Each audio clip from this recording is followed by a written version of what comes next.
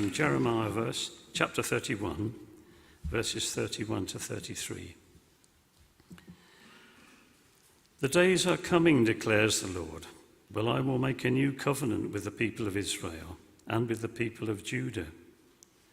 The days are coming, declares the Lord, when I will make a new covenant with the people of Israel and with the people of Judah. It will not be like the covenant I made with their ancestors when I took them by the hand and led them out of Egypt, because they broke my covenant, though I was a husband to them, declares the Lord. This is the covenant I will make with the people of Israel after that time, declares the Lord. I will put my law in their minds and write it on their hearts. I will be their God, and they will be my people. This is the word of the Lord. And the gospel reading is from Matthew 5, verses 13 to 20, salt and light. You are the salt of the earth, but if the salt loses its saltiness, how can it be made salty again? It is no longer good for anything except to be thrown out and trampled underfoot. You are the light of the world. A town built on a hill cannot be hidden. Neither do people light a lamp and put it under a bowl. Instead, they put it on its stand, and it gives light to everyone in the house. In the same way, let your light shine before others, that they may see your good deeds and glorify your Father in heaven. The fulfillment of the law. Do not think that I've come to abolish the law of the prophets. I have not come to abolish them, but to fulfill them. For truly I tell you, until heaven and earth disappear, not the smallest letter, not the least stroke of a pen, will by any means disappear from the law, until everything is accomplished. Therefore, anyone who sets aside one of the least of these commands and teaches others accordingly will be called least in the kingdom of heaven. But whoever practices and teaches these commands will be called great in the kingdom of heaven. For I tell you that unless your righteousness surpasses that of the Pharisees and the teachers of the law, you will certainly not enter the kingdom of heaven. This is the gospel of the Lord.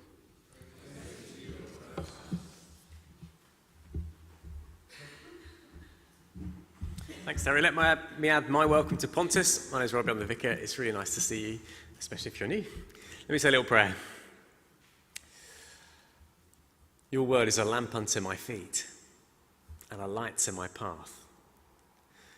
Lord, as we read your word and Jesus' teaching in the Sermon on the Mount, would it light up our path and transform and change us from the inside? In your name. Amen. Does anyone have like a box in their attic or in their garage that you don't quite know what's inside? It's full of dust, you've sort of not opened it for months or maybe years, and you think, man, I don't want to even go anywhere near that because who knows what's in there? Some old boxes full of some old stuff. I wonder if sometimes that's the attitude that we can have towards the Old Testament. The Bible is, you probably know, split basically like this. There's the New Testament, the much shorter bit, which is all about Jesus and the stuff that happens after him. And then there's the Old Testament like this, which is full of weird old stuff. A bit like a box in the attic. You blow off the dust and peer inside, and there's some strange stories sometimes from quite a long time ago. There's some rules and lists and laws that seem really irrelevant to our lives. Weird stuff to do with killing animals or sacrifices. Stuff about not eating pork or shellfish. Strange things about special food and special clothes. If you're new to Christianity and you've ever started reading the Bible from the beginning to the end, it doesn't take long before you think, what is this thing that I've started to read? What am I supposed to do with all this? Maybe I should just throw it away and take it to a charity shop like that box in the attic. I wonder if you've ever asked this question. I know about Jesus, but what are we supposed to do with the Old Testament? There are some people who really don't like it. So the famous atheist Richard Dawkins once said in a book, "The God of the Old Testament is arguably the most unpleasant character in all fiction." Some Christians even think it needs a bit of an update. Lots of people are confused. Why do we follow some Old Testament laws, but not other Old Testament laws? Some people just don't know about it. I think I've shared this statistic with you before, but there was a survey done in the US a couple of years ago. Most people know the 7 ingredients of a Big Mac better than they know the 10 commandments. I don't know if that describes our congregation or not. And so we sort of stash it away in the attic, ignore it, and don't read it. I wonder if you've ever felt like that. We're reading through the Sermon on the Mount, and in Jesus' time, people were asking the same question, but from a slightly different perspective. What does Jesus have to do with all that Old Testament? What does he have to do with that? Back in Jesus' time, people loved the Old Testament. In fact, it was their whole Bible. The Hebrew Bible didn't have the New Testament in. They told the stories. They did all the sacrifices, just like it said. And they especially loved the rules. In fact, a group of Pharisees and scribes counted up every single law in the Old Testament, and they worked out that there are exactly 613. 248 things you're supposed to do, 365 things you're not supposed to do, and they were so worried about keeping all these rules that some of the really strict ones added even more rules around the rules so that you'd keep the rules. When these people met Jesus, they were shocked. The Old Testament has some very specific rules about food. But Jesus said it's not what's on the outside of you, what goes into you, that makes you unclean. It's what comes from inside of you. The Old Testament had some very specific laws about when you're supposed to take time off. But Jesus did all sorts of miracles and amazing things on the Sabbath day. Who is this guy walking around, acting as if he owns the place? What does Jesus have to do with all that? They were asking the same question. Is it game over? Is he doing something completely new? The final whistle on the era of the Old Testament? Well, in the Sermon on the Mount, Jesus' answer is absolutely not. There is something incredibly new and wonderful about Jesus, a new covenant or testament. But actually, there's a lot of beautiful continuity too. If you were with us last week, you'll know that we've started reading through the Sermon on the Mount. It's Matthew chapter 5 through 9. It's probably the most famous speech in the history of speeches. Jesus goes up onto a mountain and he delivers this dynamite, revolutionary message about the kingdom of God. And we saw last week with Chris that he begins by addressing the down and outs. Just glance back, if you've got the Bible open on page 968, just glance back to remember. He begins, verse 3, "Blessed are the poor in spirit, for theirs is the kingdom of heaven." The people who have nothing going for them spiritually, these are the first people that Jesus speaks to. This, if you like, is the list of those who are invited to be part of what Jesus is doing. The ones who have nothing. You're the ones who'll flourish in my kingdom. And as we move into, if you like, the main section of the Sermon on the Mount, the main sort of heart of it, it's all about how these new kingdom people are now going to live. I've got a slide there. I've nicked it from the Bible Project. I think it's really helpful, which kind of sets out, if you like, how the Sermon on the Mount is structured. Jesus and Matthew, as well as he collates these teachings, are very deliberate about setting it up. There's an intro, there's a conclusion, and then there's 3 blocks of 3 sets of teachings. The main chunk there, those 9 little sections, it may surprise you that it begins and ends with a reference to the Old Testament. Chapter 5, verse 17, Jesus talks about the law and the prophets. And then chapter 7, verse 12, Jesus talks about the law and the prophets as well. The whole theme of this central section is that if you want to live a flourishing, blessed life in the kingdom that Jesus is establishing, then you're going to need the morality, the ethics, and the God of this Old Testament? Two quite simple points. Firstly, Jesus is the fulfillment of the Old Testament. And secondly, his followers will fulfill the Old Testament in their lives. Have a look at verse 17. Jesus says, "Do not think that I have come to abolish the law or the prophets. I've not come to abolish them, but to fulfill them." Now, the law and the prophets, it's kind of shorthand for the Old Testament. That's basically what it means. The law is Torah, the first 5 books of the Bible, and the prophets kind of sum up the rest. Jesus puts it even more strongly in verse 18. "I've not come to abolish them.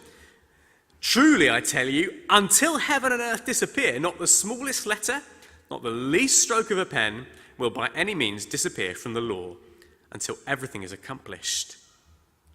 Our English translations take 2 words that Jesus uses. Let's have the next slide. One describes the tiny little flick on Hebrew letters that would have been written. The Hebrew is obviously the language that the Old Testament's written in. That tiny little flick there, that's one of the words he uses. And the other is the very smallest letter in the Greek alphabet. It's called iota. Do you see what Jesus is saying? Whether you read it in Hebrew or in the Greek translation, the smallest little bit of the law and the prophets still matters for the people who follow him. But what does this mean? Do I have to go and look up that list of 613 rules and make sure I follow them? Do I need to stop eating pork or shellfish? Well, the key word is the word fulfill. Verse 17, "I've not come to abolish, but to fulfill them." This is super important for unlocking the whole of Jesus' teaching and how the whole Bible fits together. And when you understand it, it's kind of exciting too for following him. The word fulfill means something that's come true, like Jesus is the fulfillment of all the predictions in the Old Testament. You probably know that the Old Testament talks about Jesus being born in Bethlehem or being the descendant of a king. But there's more. 2 things that Jesus means when he says fulfill the law and the prophets. Thing 1, Jesus is the punchline of the story. Imagine a drum roll. The problem with our word law is that it sounds like a list of rules. But actually the word Torah is more like a story.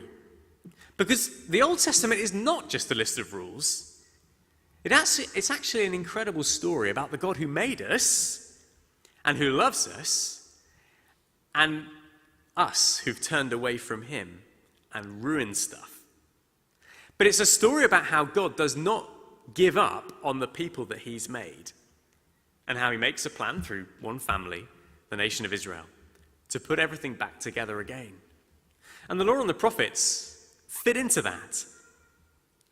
If you're a reader of the Old Testament, you might have clocked some of the echoes of Moses as Jesus goes up a mountain, like Moses did on Mount Sinai, and gives his people instructions about how to live. You might remember that story. We did it a few months ago here in church. God has just rescued them from Egypt. And now he says, okay, you're rescued. This is how you should live. God always gives the law in the context of his loving relationship. It's a bit like the Jeremiah reading uses the analogy of a marriage. God extends his hand in marriage to a wayward people. But it's like they take the ring, the engagement ring, and toss it away. Because the history of the Old Testament is 600 years of epic fail. And this is where the prophets fit in. The prophets are a bunch of people in the Bible who pull Israel back to that foundational story, showing the problem, hey, don't run away from God, and the solution, he can't wait to welcome you back. There's a promise in Jeremiah that one day obedience to God's laws won't be external, will be written on our hearts instead. So when it says Jesus came to fulfill the law and the prophets, it's huge. He is the culmination of the whole story, the one that we've been waiting for. All of it, not just the little predictions, the whole thing points to him. And this helps us, I think, understand some of the weird stuff. I mean, what's with that sacrificial system? The animals that you're supposed to kill? It seems barbaric in our sort of vegetarian age. But actually, when you read those bits of the Old Testament, it shows us something about God and about us. He is absolutely holy. Sin deserves death. And even those sacrifices are a shadow or a figure of what's to come in Jesus Christ, the Lamb of God who takes away the sins of the earth. As one person puts it, in all those old ceremonies, Jesus takes nothing away. Instead, he more fully shows their meaning. He's like the punchline. The shadow has become the reality, which I think is pretty cool. God, all the way through, has this plan that culminates in Jesus. And through it all, the ups and downs of his people, the mistakes that they make, he's completely faithful. So when he says he fulfills the law and the prophets, he's saying he's the punchline of the story, but also that he shows their full meaning. If you like, he fulfills them. He fills them full. He's helping to stretch them out so that we can see what they were always meant to be, to bring them into 4K color, high definition focus. It's like having a balloon. Right now it's not filled, but if I blow air in, it fills itself up. And you see this really clearly in what comes next in the Sermon on the Mount. The Old Testament says, don't murder. Jesus says, yeah, you heard that it was said don't murder, but let's fill that out a little bit. You're angry and you have a temper tantrum, it's the same kind of attitude. You say, you fool, to someone, yeah, it's the same sort of thing. You even just hate someone in your heart or think it in your heart. The command is going deep. He's filling it up. This is how Jesus does law. All those things he mentions are as serious as actually killing someone. It's what's inside that matters, not just what you do. He wants us to see the true intention, the full meaning. Jesus comes up with a really pithy way of summarizing all those 613 commandments. Love the Lord your God with all your heart, mind, soul, and strength, and love your neighbor as yourself. But this isn't flattening them as if, oh, you know, anything that I define as love is fine. It's actually filling them out. Because love is harder than ticking the boxes. There's one time later on in Matthew's Gospel where Jesus tells off a bunch of people who think they know the rules. They want to give and be generous, like it says in the Old Testament. And so they tithe or give away 10% of their stuff. And they're so meticulous about it that they give away 10% of all of the spices in their kitchen. But Jesus says that's ridiculous. If you've actually forgotten about mercy and justice and love, you've lost the more important meaning of the law by ticking all the boxes. This helps us, I think, with some of those weird things about food. Followers of Jesus don't have to follow the food laws of the Old Testament because Jesus has declared everything clean, so you can eat bacon if you want to. But the rules in the Old Testament about food had a deep meaning. They were, in part, about God's people being different from everybody else. Israel was supposed to be a kind of contrast nation, set apart to show the holiness of God. You look at them and you see how amazing God is. Everyone else eats pork. You don't eat pork. That shows something about God. And that is true. In that sense, the law still applies, even more meaningfully for us. Sure, we might not eat different things than others, but we will act differently, right? Let your light shine before others. Be the salt of the earth. Just like in the Old Testament, Christians are still supposed to be distinctive, to stick out like healthy thumbs. So he fulfills the Old Testament. He's the punchline, and he fills it up. And so what's next is kind of obvious. Look at verse 19. There's a little therefore. Because Jesus has come to fulfill everything that the Old Testament points towards, so his followers will also fulfill the law in their lives. Verse 19. Therefore, anyone who sets aside one of the least of these commands and teaches others accordingly will be called least in the kingdom of heaven. But whoever practices and teaches these commands will be called great in the kingdom of heaven. Do you see the contrast? Either you set the Old Testament aside or you practice it. Either you teach others to ignore it or you teach others to treasure it. Although some things have changed because they found their punchline in Jesus, one thing hasn't, and that's this. His word is still a lamp unto our feet. His law still applies and matters for us. In fact, it's one of the entrance requirements for the kingdom of heaven. Look at verse 20. I tell you that unless your righteousness surpasses that of the Pharisees and the teachers of the law, you will certainly not enter the kingdom of heaven. These guys were the most religious people out there. But Jesus says you must be better than them. The requirement for the kingdom of heaven is perfection.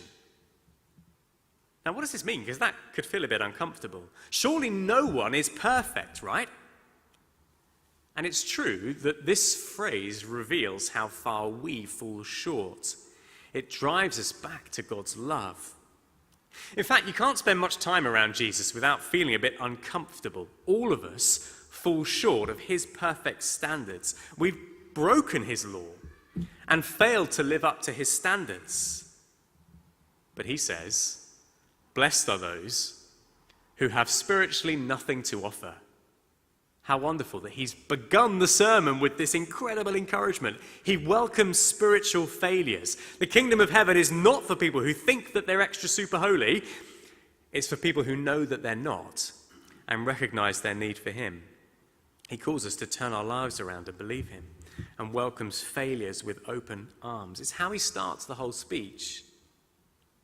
But if that's where we leave it, then I think we're missing the full thrust of what Jesus says. Because we know this welcome and this love, he welcomes failures with open arms. Now we should want to obey, to be increasingly perfected in his image. Sometimes as Christians, I wonder whether we set our standards a bit low. No one's perfect, but Jesus forgives me, so it doesn't really matter how I live. Or, as long as I look good on the outside, and I'm not as bad as that person over there, that's fine. Or, as long as no one knows, or I don't get caught. But when Jesus says our righteousness must exceed that of the Pharisees, he means it. He's not just satisfied to create another community of people who are just about behavior modification, change on the outside. He wants to take a deep dive below the surface and address the real issues in our hearts. Like we heard in our reading from Jeremiah, by his Spirit, he wants to take the law and the prophets and imprint every word on our hearts, every dot of an I, every flick of the pen, so that deep within us we actually want to obey. This is the new thing, the New Testament or covenant that he is doing. I will put my law in their minds. I will write it on their hearts. I will be their God, and they will be my people. I've shared this illustration before, but I think it's a good one. Some churches have the 10 Commandments written on the wall of the church as you walk in. Have you ever experienced a church like that or been to a church like that where they've got the 10 Commandments written in? There's a story told of someone who'd spent a long time in prison and had led a pretty, from the outside, awful life. But when he had spent time inside, he discovered the love of Jesus Christ. And the first time he walked into a church, he saw the list of commandments on the wall of the building and broke down in tears. And someone said, "Why are you crying? What's the matter?" And he said, look at these incredible promises. You shall not steal. You shall not murder. You shall not covet. I'm going to be able to change now I know Jesus Christ. It's a bit like that. So what do we do with the Old Testament? Let's blow away the cobwebs and treasure it and teach it to others and read it. Because Jesus has come to fulfill the law and the prophets. As we do, we'll see more of the faithfulness and goodness of God, that this story that lasts for thousands of years has him as the punchline. As we respond and close, there's a little prayer that's said in the Anglican tradition whenever the Ten Commandments are read out in church. And I think it's a good way of responding for us to what Jesus says here. It goes like this: Lord, have mercy upon us and incline our hearts to keep this law. As Jesus sets his perfection standard, we come to him asking for his help and mercy, but we don't stop there. We also pray that by his Spirit, he changes from the inside to love the things that he loves, to live those lives of righteousness that he calls us to. So it's going to come up on the screen. Lord, have mercy upon us. Let's say it together. You respond in yellow as we close. Lord, have mercy upon us and incline our hearts to keep this law.